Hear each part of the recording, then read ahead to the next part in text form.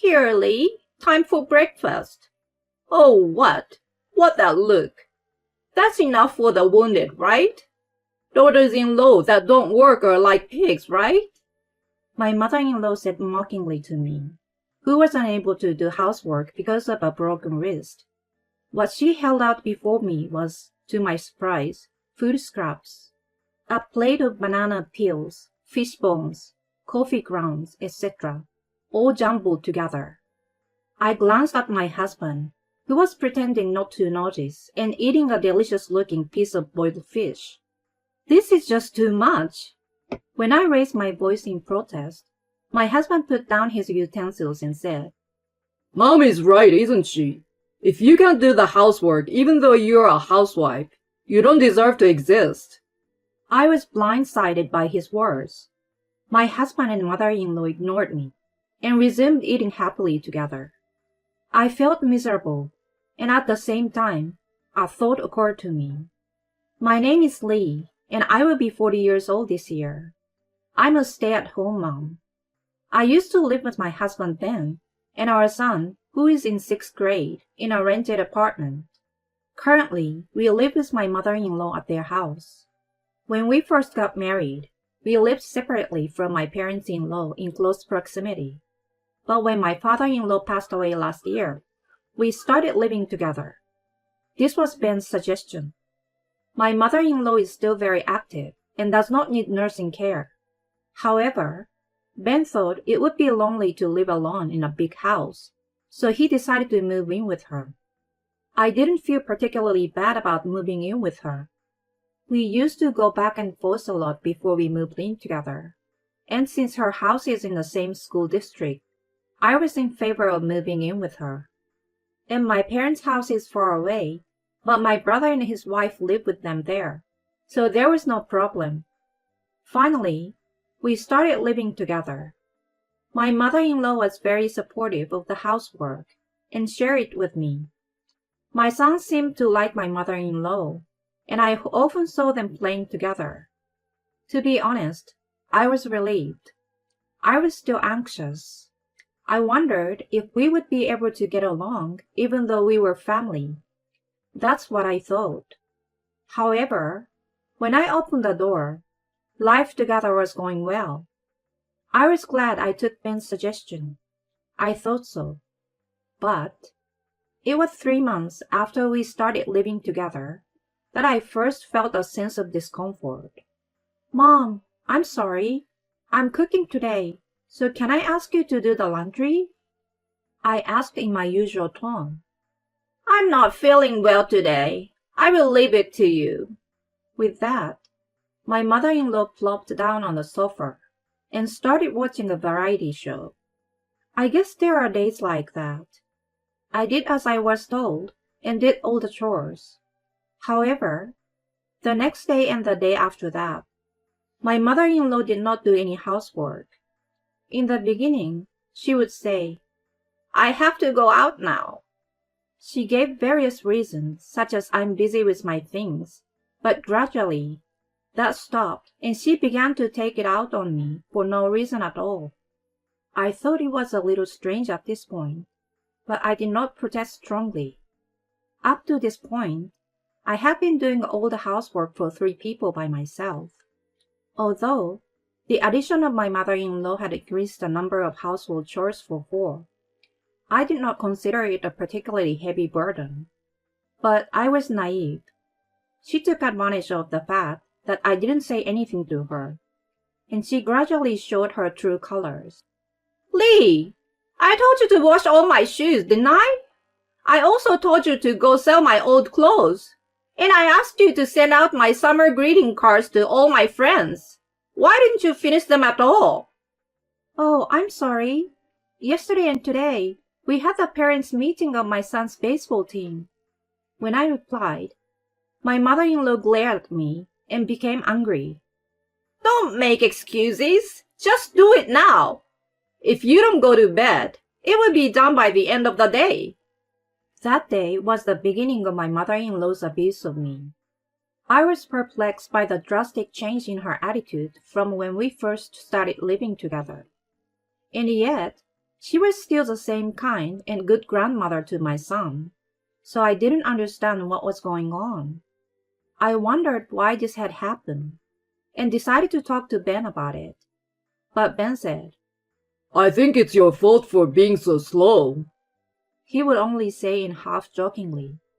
One day, after such a situation had continued, it was the day when, after a while, my son was on a school trip. The day went by quickly, as I was thinking about whether he was having a good time and whether I hoped he came back without any injuries. I was about to take a bath and go to bed when Ben called out to me. Oh, I want some ice cream. Lee, go get me some. The one that's only available at the convenience store. It was 11 p.m. and raining. What? If you want ice cream so bad, why don't you just go get it yourself? As I said this, Ben suddenly shouted out loud, I told you to go! Why can't you listen to me? I had never seen Ben yell before, so I froze in surprise and couldn't move. Then my mother-in-law came after me. You're so cocky, even for a daughter-in-law. You should have just gone shopping like he told you. I was so exhausted by their stares that I put on a jumper over my nightclothes and ran out of the house. It was dark outside, and the rain beat hard against my umbrella. I shrank back to avoid getting wet as much as possible and headed for the convenience store. How did this happen? The convenience store was about 10 minutes away from our house, but that was only if I rode my bicycle. It was raining, and I couldn't ride my bike, so it took longer than that. By the time I finally arrived at the convenience store, my pants were soaking wet. I bought an ice cream and left the convenience store. I can't wait to go home, and I want to take a bath again. With these thoughts in mind, I walked faster than when I first arrived. I could see my house soon. That's when it happened. I was sprayed by a car coming from behind, and I jumped in surprise. I quickly put my right hand on the ground. It was a mistake. I felt pain in my wrist like I had never experienced before. As it turned out, I had broken my right wrist. I rushed to the emergency room where I was treated and told that I had broken my right wrist. After treatment, I looked at my phone and saw that I had received a large number of calls from Ben and my mother-in-law. I rushed to call Ben. Hello, Ben. I broke my wrist. I'm at the hospital. Then, Ben opened his mouth and said, Where's the ice cream? What? Oh, ice cream? Sorry, it melted. Normally, I would have thought he would be worried by my health, but he quickly responded, What? What that? I was looking forward to it. You can't even go shopping properly. With that, Ben hung up the phone. I was going to ask him to pick me up. I called Ben several times after that, but he never answered. I called a cab and went home alone, half crying. When I arrived home, both my mother-in-law and Ben were already asleep and did not greet me. I wanted to talk to Ben, so I went to our bedroom. I noticed a sign on the door. Dear Lee, do not open the door. Do not wake me, it said. Feeling miserable, I took a shower and fell asleep alone on the living room couch.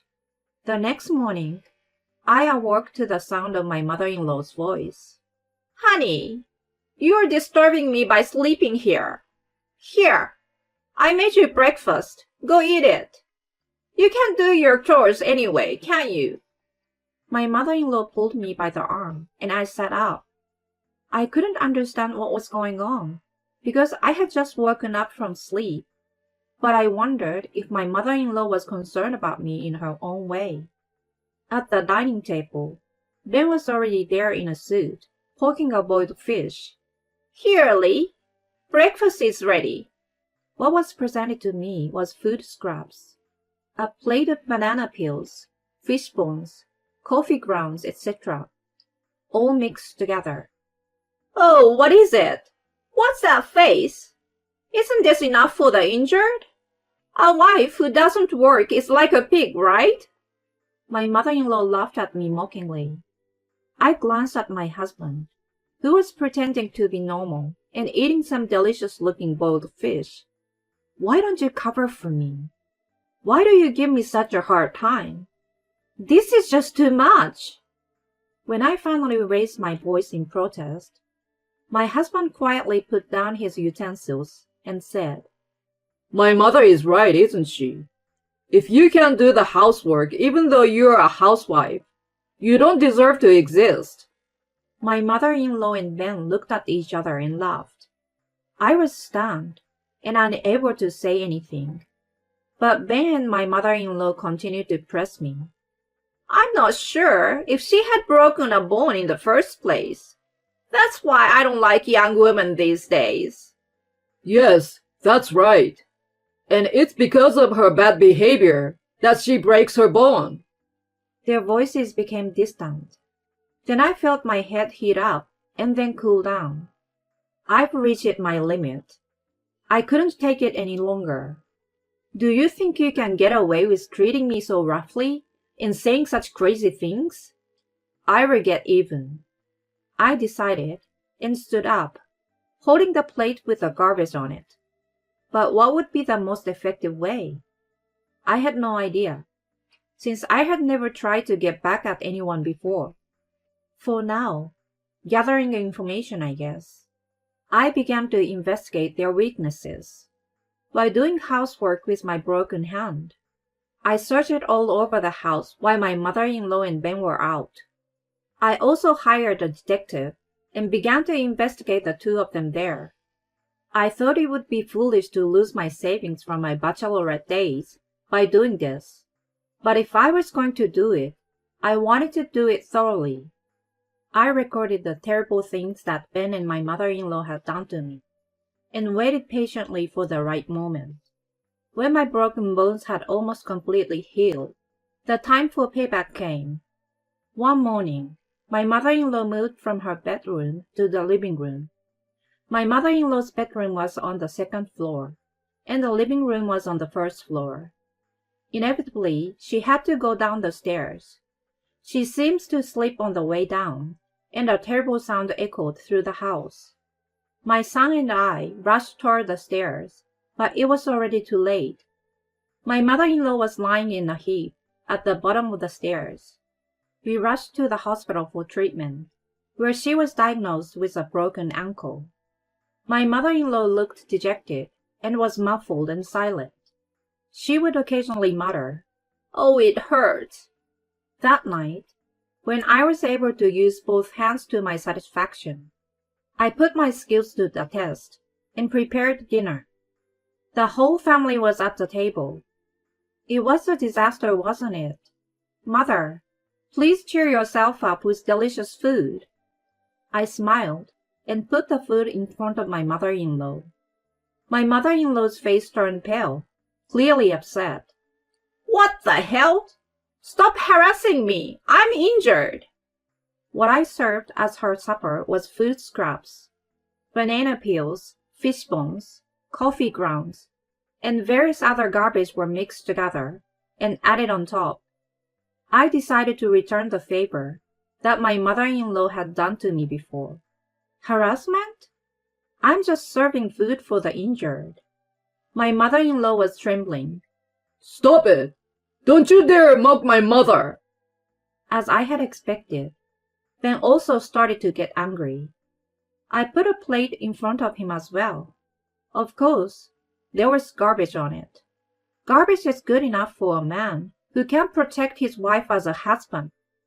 Ben's mouth was agape, and he couldn't say anything. I decided to take advantage of the opportunity to say what I wanted to say. Oh, you're so pale, Mom. You broke your bone. It's because you don't work hard enough. Well, I guess you break bones because you don't work hard enough. What do you think, Ben? That's exactly what he said to me when I broke my arm. You! Shut up and listen to me. Who do you think you are? I don't want a daughter-in-law like you. Get your stuff together and get out of here. That's right, that's right. You're not fit to be my wife. Get out. I did as I was told, packed my bags, and left home. I was willing to get a divorce. They wanted me to leave my son behind, but I adamantly refused. It would be bad for my son's upbringing if he stayed in a house like this. I decided to evacuate for the time being. A few days had passed since I left home. My own parents and my brother and sister-in-law were willing to accept me and my son. I was also grateful that my brother and his wife's children were willing to play with my son, since it was summer vacation. But what should we do now? As I was thinking about this, I suddenly remembered. I had left the apron my son had given me for Mother's Day at my parents-in-law's house. I could give up the other things, but not that one. I left my son with my parents and returned to my parents-in-law's house alone. It was a good opportunity to talk about the future. With this in mind, I drove to my in-laws' house. It took about an hour and a half on the highway. I arrived at my parents-in-law's house. I tried to stop the car, but another car had already been parked there. It was a car I had never seen before. Wondering, I decided to return to my in-laws' house after parking the car at the nearby toll parking lot. The front door was unlocked, so I quietly opened the door and went inside. There I found a pair of shoes belonging to a woman I did not realize. I wondered if a friend of my mother-in-law's was visiting. If so, I might not be able to have a deep conversation with her. I decided to just collect the apron and go home. With this in mind, I headed for the living room. When I opened the door, I saw my mother-in-law and Ben in the living room. Ahead of them, I saw a young woman wearing my precious apron and hurriedly cooking. When they noticed me, they all stood up and rattled their dishes in a panic. I, on the other hand, was extremely calm. You are Ben's mistress, aren't you? I know who you are. When I said this, the woman looked so surprised that she jumped up and said, How do you know? Yes, I knew Ben was cheating on me. I wanted to know why Ben, who had been so kind to me until then, had suddenly become so harsh. So I asked a detective agency to investigate. And there it was, the evidence of an affair. As I had expected, the timing of Ben's sudden cold shoulder coincided with the start of the affair. My mother-in-law probably asked or persuaded Ben to do it. She wanted him to be cold to me in order to get rid of me. It was a despicable way to go about it. I showed them the evidence I had saved on my phone, one by one. Then all three of them turned very pale. And Ben, for example, looked as if he was about to fall over. Ben must have realized that there was no excuse. He suddenly came up to me and took my hand. I'm sorry, Lee, but you're the only one for me. You like me too, don't you? Well, I guess divorce is not an option. Let's just call it a double blowout. No alimony or anything, okay? I stared coldly at Ben, who was trying to flirt with me, and shook his hand away. What? I don't even like you a little bit. In fact, I hate you. I will make sure you pay alimony and child support. And her too, of course. You'd better be ready for that, Mother. When I said that, my mother-in-law tried to come over to me in a panic. However, because of her broken bones, her leg became entangled and she fell down. She also seemed to have hit somewhere hard and was thrashing around on the floor. I don't know what she's doing. As I looked down at my mother-in-law, Ben's mistress finally came out of the kitchen and bowed to me. I'm sorry. Ben asked me out, and I just couldn't say no. I'm sorry, so please forgive me. The woman wiggled around in my precious apron. She is a nasty woman. I see. If you really want me to forgive you, get down on your knees and apologize. Then I can think about whether to make you pay alimony, I told her in a cold voice. The woman made a disgruntled voice, saying, "What?" But Ben forced her to get down on her knees, and he got down on his knees next to her. I'm sorry. Ben looked up, his face expectant. I stared at him for a few seconds. Well, I've thought about it. I'm not going to forgive you. Just make sure you have alimony and child support ready. With her mouth agape, I took off the apron from her. Then I left my parents-in-law's house, leaving everyone in a daze. A month later, Ben and I were officially divorced. Of course, I had to file for alimony and child support, which was to be paid in a lump sum soon, with a lawyer in between. But I had plenty of evidence of cheating and harassment, so everything went smoothly. Ben, however, was having a hard time giving up on his son. He tried to appeal to his son himself to choose him, but it didn't work. Even though his son was in elementary school, he seems to sense an unpleasant atmosphere from Ben and my mother-in-law, and he told him that he wanted to stay with me.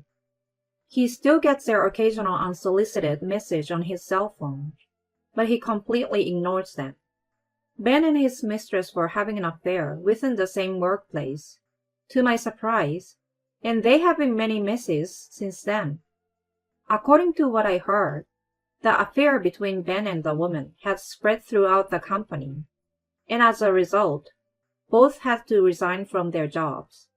Ben temporarily moved into the woman's place, but since he was unemployed and they both paid alimony to me, they were left living in poverty. The woman, who couldn't stand it any longer, ran off with another man, so they seems to have broken up. Ben returned to his mother's house, but his mother and Ben blame each other for the incident. In a sense, they are like mother and son. They will have to live a lonely life together. They deserve it. Meanwhile, I have started living with my son with the support of my family. I felt sorry for my son to be transferred from the school he had attended for 6 years, so I rented an apartment in the school district, where we had lived until this point, just for a few months until graduation. Recently, he has been able to settle down and get back to a more peaceful life. The other day, I went to an amusement park with my son for the first time in a long time, and he said to me, "Mom, I will protect you from now on." What a kind and gentle boy he is. I hugged my son, who looked embarrassed, and promised myself that I would protect him.